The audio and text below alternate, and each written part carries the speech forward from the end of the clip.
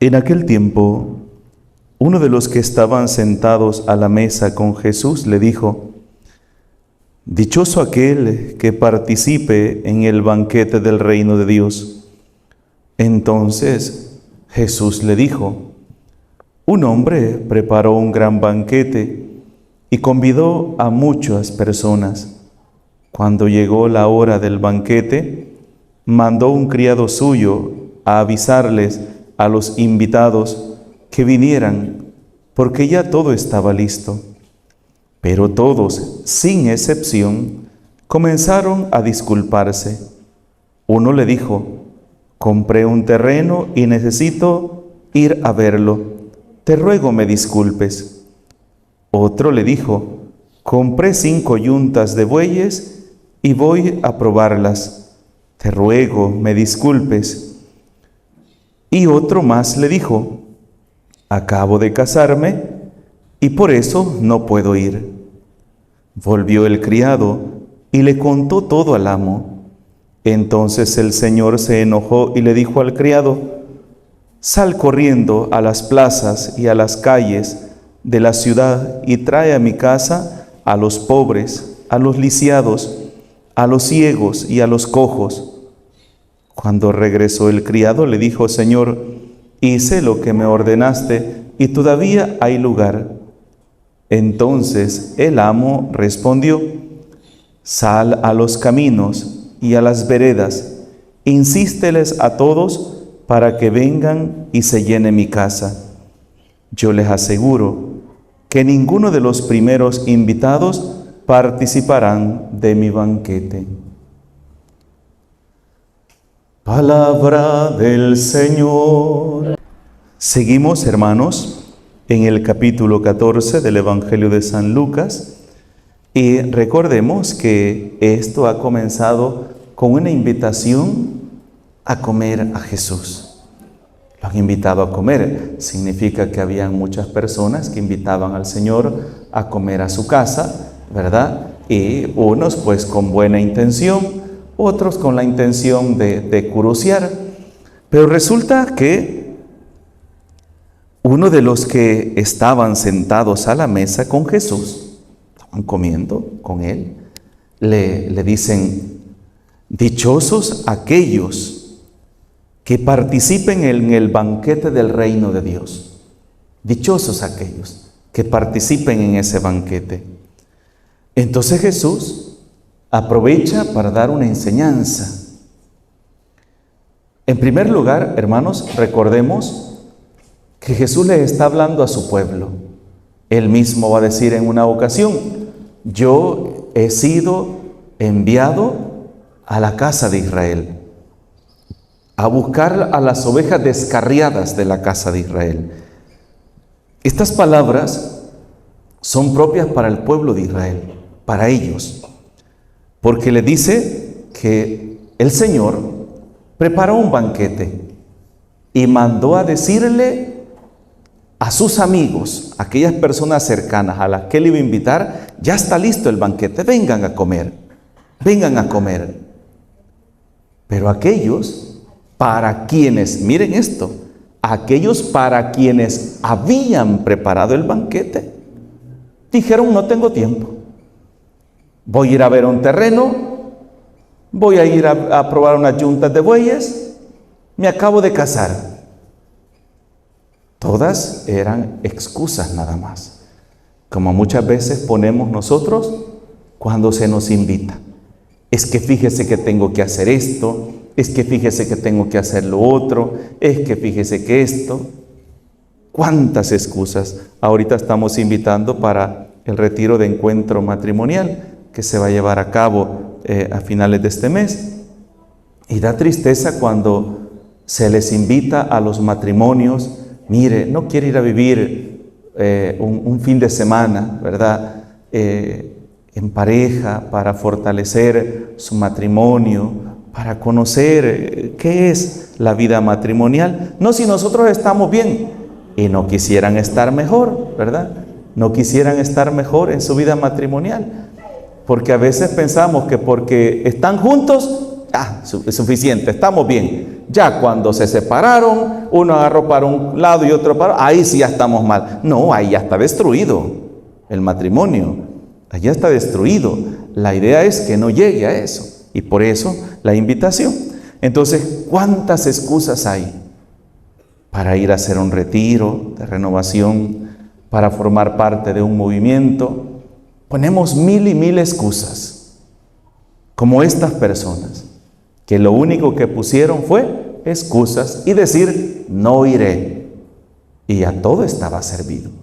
El Señor ya había preparado todo, ya estaba servido todo. O sea, es una cosa de decir, se va a desperdiciar toda la comida. ¿Se imaginan para hacer una fiesta cuánto se gasta? ¿Cuánto se gasta para una fiesta? Y ya no digamos el Señor, ¿verdad? Que era un banquete que había preparado. Entonces viene el Señor y le dice al criado, sal a la plaza, sal a la plaza. ¿Se acuerdan que el Señor ya le había dicho al que lo invitó a comer? Mira, cuando des un banquete,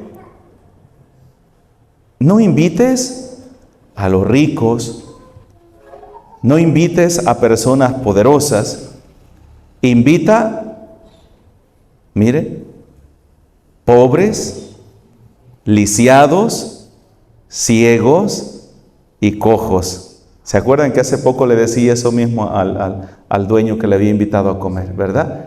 Que son personas que no tienen cómo devolver el favor o cómo pagar. ¿Se acuerdan? Y hablábamos de eso, Hay que saber hacer obras de caridad, ¿verdad? Hay que saber, porque es fácil hacerle una obra de caridad a alguien que me va a devolver el doble o que después me va a invitar a comer a mí también, como a veces en la escuela, ¿verdad? Se dan con frecuencia entre los niños. Vaya, te voy a invitar a comer una pupusa hoy, pero mañana me invitas vos, ¿verdad?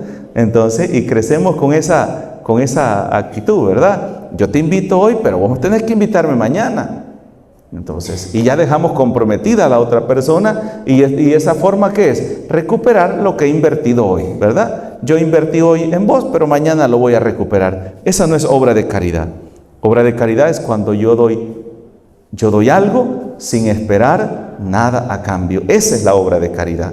Pero si yo con eso quiero comprar la voluntad de una persona o dejar a esa persona en deuda o esperando cobrármela el día de mañana por lo que yo he hecho, eso no es obra de caridad. Entonces el Señor mandó a llamar a estas personas y llegó y le dice, Señor, he hecho lo que tú me ordenaste y todavía hay lugar, todavía hay espacio. Entonces el Señor le dijo, sal a los caminos y a las veredas, insísteles a todos que vengan a mi banquete, que vengan a mi banquete. Insísteles a todos para que se llene mi casa. Y aquí es donde viene la cosa importante. Yo les aseguro que ninguno de los primeros invitados participará de mi banquete. Aquí es donde yo me quiero detener un poco hoy. Yo les aseguro que ninguno de los que habían sido invitados antes y rechazaron, entrará al banquete. Primero, hermanos, tenemos que decir esto. Eso significa que Dios no va a salvar a la fuerza a nadie. Eso es lo primero. Eso es lo primero. Señor, le dice en una ocasión una persona, ¿es cierto que son pocos los que se salvan? ¿Qué le contestó Jesús? Esfuércense por entrar por la puerta angosta, porque muchos optan por la puerta ancha. Muchos. La puerta angosta es la puerta de las estrecheces, de las dificultades. Esa es la puerta angosta. El que no quiera salvarse, no se va a salvar. El que rechaza a Dios libre, consciente y voluntariamente, no se va a salvar. Hermanos, la salvación es personal y la salvación no es a la fuerza. Por eso yo insisto tanto en mis homilías, insisto tanto en decirles, hermanos, ¿qué estamos haciendo para poder merecer ir al cielo? ¿Cuáles son nuestras obras? Yo insisto mucho en eso, porque Jesús mismo dijo, no todo el que diga Señor, Señor, entrará en el reino de los cielos, sino aquel que escucha mi palabra y la pone en práctica. Esa es la clave, ¿verdad? Yo puedo decir, no, yo ya me bauticé, Padre, yo ya hice la primera comunión, me confirmé, me casé. Sí, pero ¿cómo está tu vida? Sí, tristemente, y hay que decirlo, muchos de estos sacramentos, lo más importante es la fiesta, más que el sacramento. Hay muchas personas, miren, preparan la discoteca, preparan el banquete, preparan todo, reparten las invitaciones y de repente dicen, no le hemos dicho al Padre la fecha que nos vamos a casar. Mire, Padre, aquí vengo, fíjese que yo, Padre, ya tengo todo, mire, ya tengo el lugar de la recepción, el lugar de los padrinos, ya tengo hasta la luna de miel pagada, a qué país voy a ir, mire, ya tengo todo, Padre, los anillos, y me quiero casar dentro de 2 semanas. ¿Ah? Y de repente, hermanos, yo me he topado con situaciones, aunque ustedes no me lo crean, donde la novia llega 45 minutos después y el novio se acerca y me dice, Padre, ¿será que pude hacer la misa cortita? Es que fíjese que a tal hora tenemos ya la reservación y a esa hora van a llegar los músicos y ya está contratada la banda y ya está contratado todo y a tal hora, Padre, ya tenemos la recepción. ¿Qué es lo más importante para esa persona? Sí.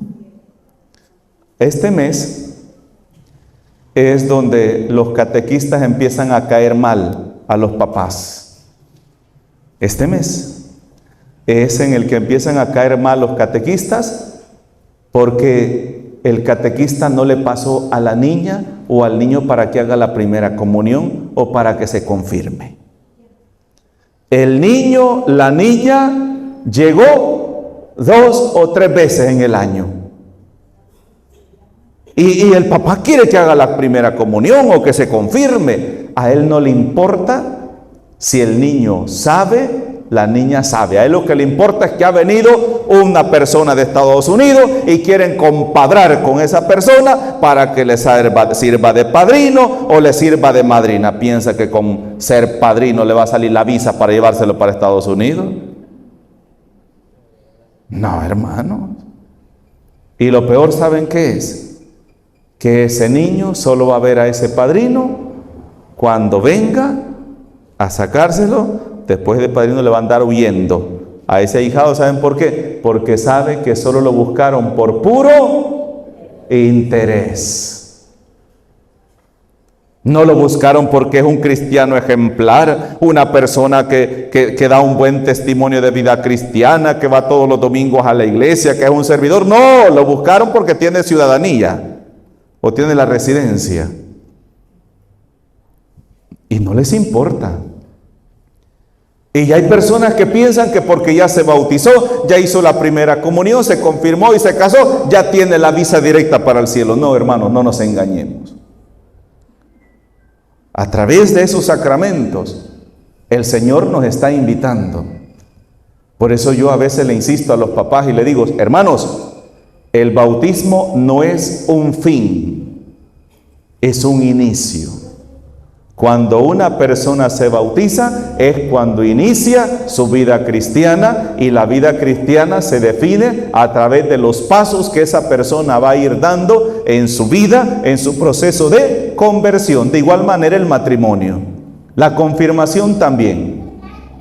Monseñor Elías tiene una costumbre y cuando hace las confirmaciones en algunas parroquias, en algunos lugares, pregunta, vaya, muy bien, llegamos al momento de la confirmación y la confirmación significa que ese joven, esa joven ha llegado a la madurez en la vida espiritual. Ese niño, ese joven ya es un adulto en la fe. Y cuando hablamos de adulto en la fe, significa que es conocedor pleno de lo que cree y de lo que tiene que vivir. Entonces ahora le pregunta, vaya, ¿en qué parte del ministerio, del trabajo de la iglesia usted va a servir?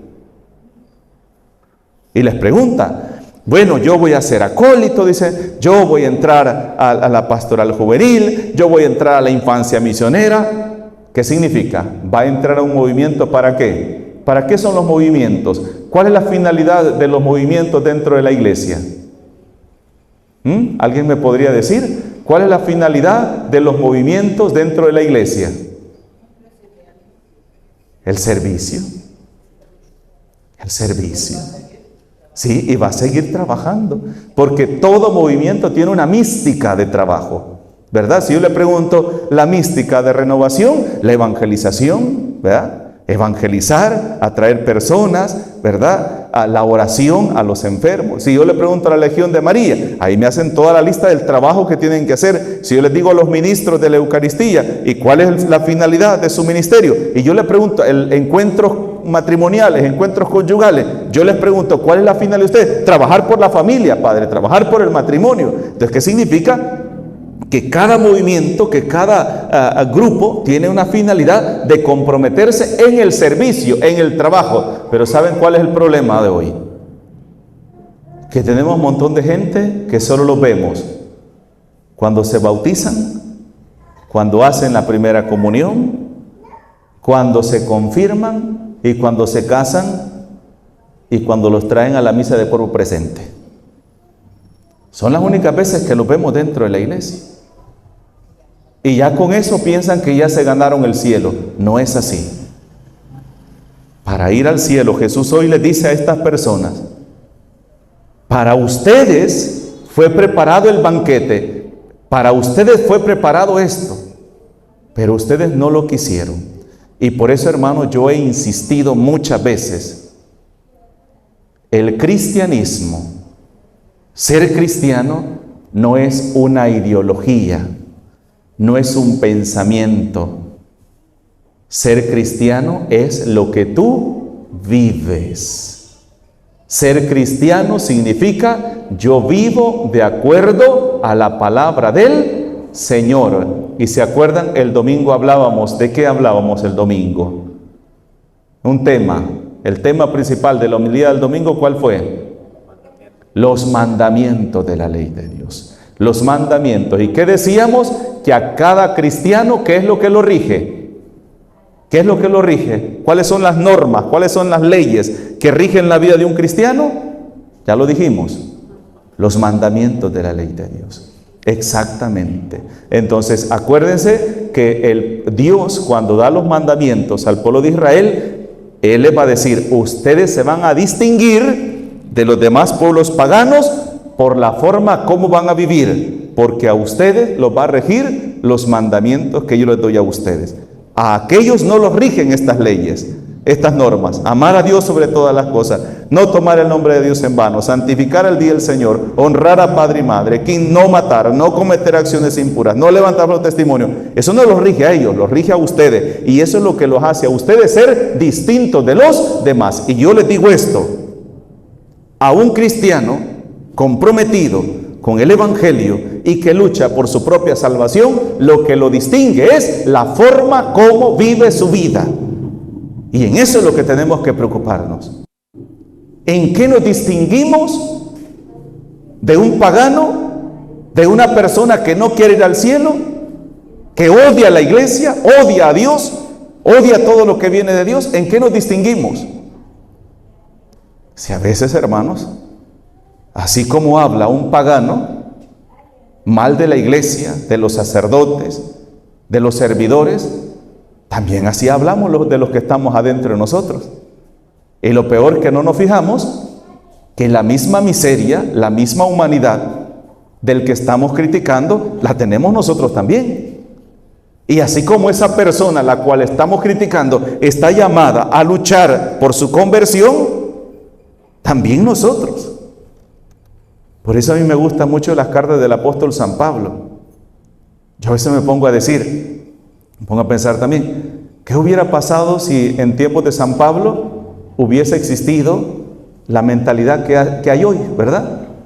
Que queremos que personas perfectas estén delante de nosotros, que no se equivoquen, que no cometan errores. Y estamos ahí pasándole factura constantemente a la persona que está delante de nosotros, al que pasó a leer, al ministro de la Eucaristía, al catequista, al servidor en el movimiento. A San Pablo no lo hubieran escuchado. Es más, las predicaciones de San Pablo comenzaban quién era él, e incluso seguía siendo y decía: no hago el bien que quiero hacer y termino haciendo el mal que no quiero hacer. Él mismo lo decía. El camino del cristiano es un camino de lucha, es un camino de esfuerzo. Por eso yo he dicho muchas veces, el Señor al final de nuestra vida no nos va a pedir cuentas de la perfección en la vida que vivimos, no, sino en la lucha que hicimos, la lucha, el esfuerzo que pusimos en tratar de hacer su voluntad. Por eso Monseñor Óscar decía, hay pruebas, decía, que son difíciles, pero hay pruebas que hay que pasarlas arrastradas. Y uno ahí va, todo arrastrado, todo raspado, todo roto, pero va avanzando. Y esa es la vida del cristiano. La vida del cristiano consiste en aquella lucha diaria por encarnar el Evangelio de Dios en nuestras vidas y vivirlo en nuestras diferentes realidades, en la familia, en el trabajo, con los amigos. Ese es un verdadero cristiano, el que no se le olvida que no solamente hay que tener cara de cristiano aquí dentro de la iglesia, sino también allá afuera. Como les he dicho, hermanos, si yo los veo a cada uno de ustedes, yo ya siento que les van a salir alitas a ustedes, porque se ven tan buenos, personas tan buenas, unos rostros tan hermosos, ¿verdad? No, hombre, si parecen santos todos, pero es que no basta con tener cara de santo dentro de la iglesia, hay que serlo, y eso solamente se hace viviendo el Evangelio en todo lugar. En el nombre del Padre, del Hijo y del Espíritu Santo. Amén.